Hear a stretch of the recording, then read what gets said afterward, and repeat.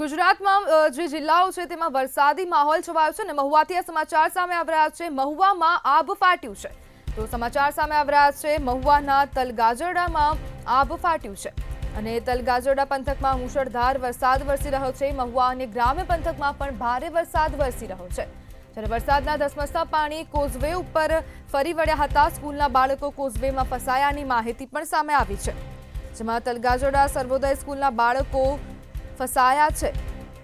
જ્યારે સ્કૂલેથી છૂટીને ઘેર પરત જતા બાળકો ફસાયા છે અને 40 જેટલા બાળકો પાણીમાં ફસાયાની માહિતી સામે આવી છે, જેમાં હેલિકોપ્ટર દ્વારા રેસ્ક્યુ કરાય તેવી પણ શક્યતાઓ છે। તલગાજરડા પ્રાથમિક આરોગ્ય કેન્દ્રમાં પાણી ભરાયા છે, જ્યારે ભારે વરસાદને પગલે જ્યાં જુઓ ત્યાં પાણી જ પાણી ફેલાયું છે અને છેલ્લા 1 કલાકથી બાળકો પાણીમાં ફસાયા છે। જ્યારે મામલતદાર સહિતના અધિકારીઓ ઘટના સ્થળે પહોંચ્યા છે। મહુવાના તલગાજરડામાં આભ ફાટ્યું છે। વરસાદના ધસમસતા પાણી કોઝવે ઉપર ફરી વળ્યા। સ્કૂલના બાળકો કોઝવેમાં ફસાયા હોવાની માહિતી સામે આવી।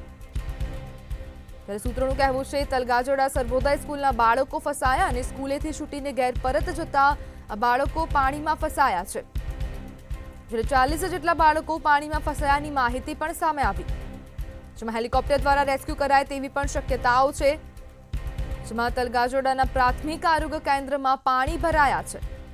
જ્યારે ભારે વરસાદને પગલે જ્યાં જુઓ ત્યાં પાણી જ પાણી દેખાઈ રહ્યું છે અને છેલ્લા 1 કલાકથી બાળકો પાણીમાં ફસાયા છે, જેમાં 40 જેટલા બાળકો પાણીમાં ફસાયા હોય તેવી પણ માહિતી સામે આવી, જેમાં મામલતદાર સહિતના અધિકારીઓ પણ ઘટના સ્થળે હાજર છે અને એવી પણ માહિતી સામે આવી છે જેમાં હેલિકોપ્ટર દ્વારા રેસ્ક્યુ કરાય તેવી પણ શક્યતાઓ છે।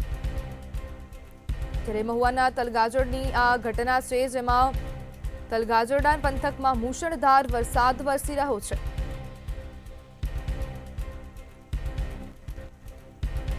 સંવાદદાતા અરશદ આપણી સાથે ફોન લાઈનથી જોડાયા છે। જી અરશદ, જે પ્રમાણે આ જે તલગાજરડા પંથક છે તેમાં મુશળધાર વરસાદ વરસી રહ્યો છે અને 40 જેટલા બાળકો પાણીમાં ફસાયા હોય તેવી પણ માહિતી સામે આવી છે, શું છે સમગ્ર મામલો?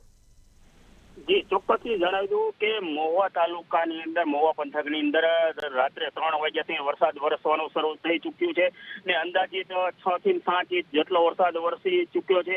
ત્યારે જે મહુવા પંથકના તલગાજરડા ગામ છે ત્યાં સર્વોદય સ્કૂલ નામની એક સ્કૂલ આવેલી છે। તેમાં બાળકો જે આજે સવારે ભણવા ગયા હતા, જે સ્કૂલની અંદર 50 જેટલા બાળકો હતા, તે 50 બાળકો જે આ ઉપરવાસમાં સારો એવો વરસાદ હોય, 6 ઇંચ જેટલો વરસાદ વરસી ચૂક્યો હોય ત્યારે ત્યાં વિસ્તારની અંદર જે ખુલ્લી જગ્યામાંથી તે નદીના જે ઘોડાપુર આવ્યું હતું, જે ઘોડાપુરની અંદર લઈને ત્યાં શાળાની અંદર જે તમામ બાળકો અત્યારે ફસાઈ ચૂક્યા છે ને બાળકોને રેસ્ક્યુ માટે મહુવાથી ફાયર બ્રિગેડની ટીમ તેમજ મહુવા મામલતદાર તેમજ ફાયર બ્રિગેડના જવાનો તેમજ જે અન્ય પણ જે તરવૈયા છે તે તરવૈયા પણ ત્યાં પહોંચી ગયા છે અને ત્યારે ચોક્કસ પ્રમાણે એક પણ કહી શકાય કે અત્યારે જાણવા મળતું સૂત્રો પાસેથી જાણવા મળતી વિગત અનુસાર કે કહી શકાય કે જે આ બાળકોને બહાર કાઢવા માટે હેલિકોપ્ટરની મદદ લેવાશે તેવું પણ એક જાણવા મળી રહ્યું છે।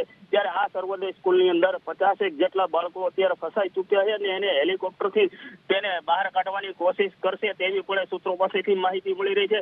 ત્યારે ચોક્કસ પ્રમાણે કહી શકાય કે મહુવા પંથકની અંદર વરસાદી માહોલ જામી ચૂક્યો છે। ત્યારે 6 થી 7 ઇંચ જેટલો વરસાદ વરસી ચૂક્યો છે।